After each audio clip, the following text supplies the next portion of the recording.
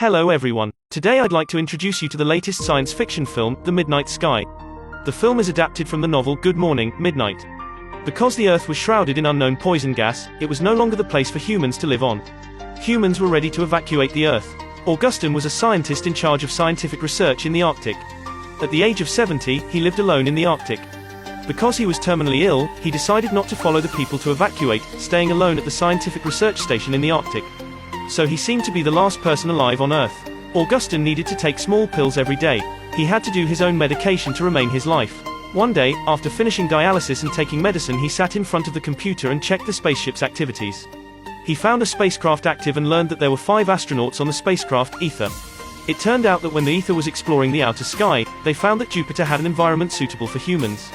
They were returning to the Earth to tell people the good news. But they didn't know that the Earth was completely shrouded in poison gas. As the only human left on the Earth, Augustin must find a way to get in touch with the Ether, informing the situation and preventing them from returning to the Earth. The astronauts on the Ether also found there was a problem when they tried to contact the Earth. Since they didn't know what caused it, they could only wait for someone to respond. One day, Augustin was preparing dinner. He found a bowl of rice on the table. Augustin was stunned, but he didn't think much of it. He was old and had poor memory. He must have dinner already. So he mixed 2 bowls together. At night, the alarm went off. There was a fire in the kitchen. Augustin put out the fire quickly. He sat on the ground nervously. But he found a little girl in the corner. Augustin thought the little girl had been left behind, not following her parents to space. Augustin quickly contacted the people who left the Earth. He hoped someone would come back and take her with them. Despite all efforts, there was no signal response. The little girl sat aside. When Augustin asked her name, the little girl didn't say anything. It turned out that the little girl was mute. Augustin felt that he couldn't take care of the little girl because he didn't know how long he could live. After that, he prepared food for the little girl. Through her painting, he learned that the little girl's name was Iris. Augustin got on well with Iris. He also fooled around with Iris at dinner.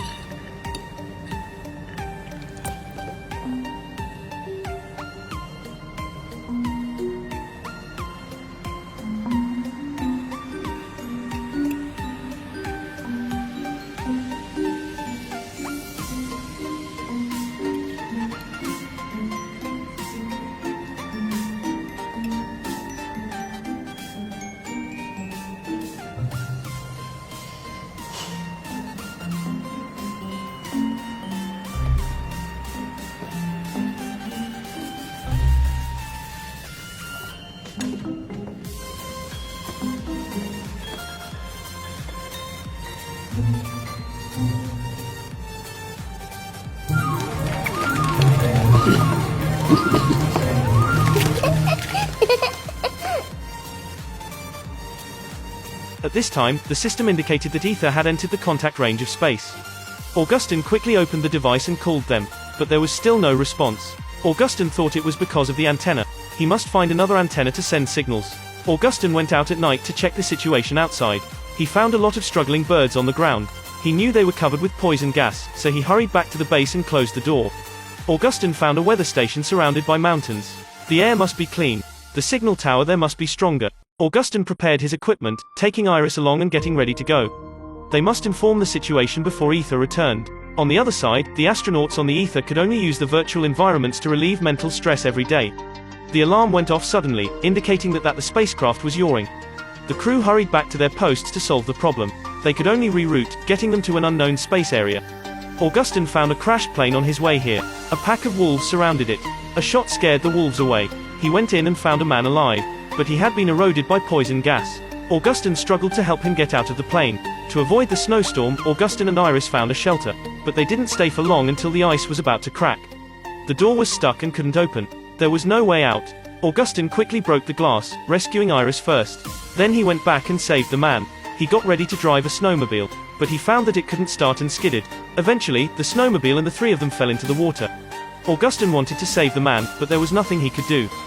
Finally, he returned to the surface. The 2 of them could only go on foot. On the way, nothing could be seen in the snowstorm. They were surrounded by wolves. Augustin shot and scared the wolf away. But he had lost Iris. Augustin shouted out her name. Finally, he fell to the ground. Then the film ended. No, of course not. When the snowstorm faded away and the sun came out, he found Iris by his side. They successfully reached their destination.